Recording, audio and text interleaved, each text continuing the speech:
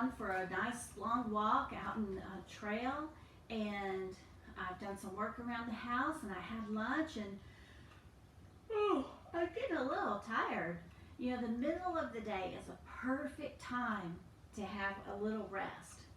So I've got my favorite blanket quilt. It's a double wedding ring quilt that my grandma Etta made. And it's my favorite blanket to get cozy with. So, you want to have a story time with me? Like I said, middle of the day. It's a good time to get a couple of your favorite books and your favorite blanket and have a little rest. I've got my Peter Rabbit here with me, and I thought I would read Peter Rabbit. All right, get cozy with your blanket. Flopsy, Mopsy, Cottontail, and Peter were 4 little rabbits who lived with their mother in a sandbank. One morning, Mrs. Rabbit said she was going out. "You may go into the fields or down the lane," she told her bunnies, "but don't go into Mr. McGregor's garden." There's Flopsy, Mopsy, Cottontail, and Peter, and their mama, Mrs. Rabbit.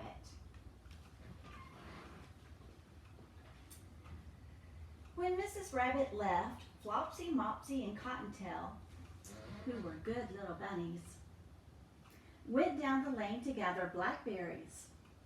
But Peter, who was a naughty little rabbit, shame on you, Peter.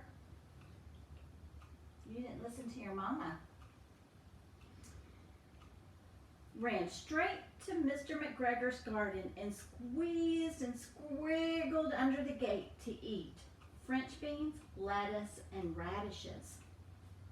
There's Flopsy, Mopsy, and Cottontail picking blackberries, and Peter's going down the lane where his mama told him not to go. Suddenly, Mr. McGregor saw Peter. He ran after Peter, waving a rake and calling out, "Stop, thief!"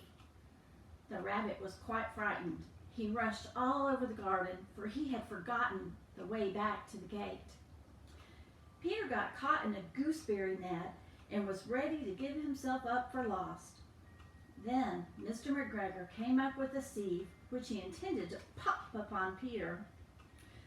But just in time, Peter wriggled out, leaving his jacket behind. He ran to a watering can and jumped in. It was a fine place in which to hide, but it had water in it.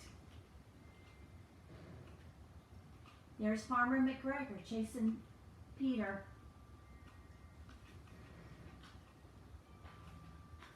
The water made Peter sneeze. Achoo! Mr. McGregor was after him in no time. Peter jumped out of a window, upsetting 3 plants. It was then that Mr. McGregor decided he was tired of chasing that rabbit. He went back to his work.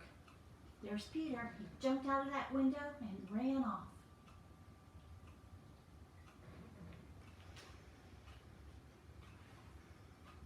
Peter began to wander about, looking all around. He found a door in a wall, but it was locked. And there was no room for a rabbit to squeeze underneath. An old mouse was nearby, and Peter asked the way to the gate, but the mouse had such a large pea in her mouth that she could not answer. Peter began to cry. Poor Peter, he's lost. You see the pea in the mouse's mouth? And a tear running down Peter's cheek. Poor Peter. Peter went toward the tool shed where he heard the noise of a hoe. Scritch, scratch, scritch. He climbed upon a wheelbarrow and peeped over. Mr. McGregor was hoeing onions. His back was turned toward Peter, and beyond him was the gate. Quietly, Peter got down off the wheelbarrow and started running as fast as he could toward the gate. Farmer McGregor caught sight of him, but Peter was soon safe outside. outside the garden. And then Peter never stopped running until he was home at the Sandy Rabbit hole. There's Farmer McGregor hoeing onions, and there's Peter in the wheelbarrow, and then see him sliding under the gate. Safe at last. His mother was busy cooking. She scolded him for not being good and for losing his jacket.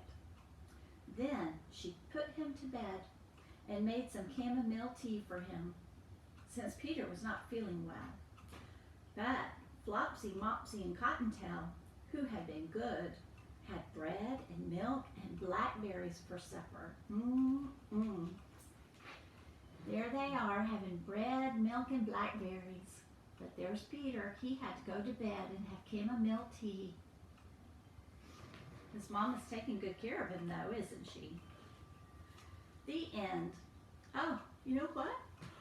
Oh, I think I'm a little tired. I think I might just close my eyes and take a little nap.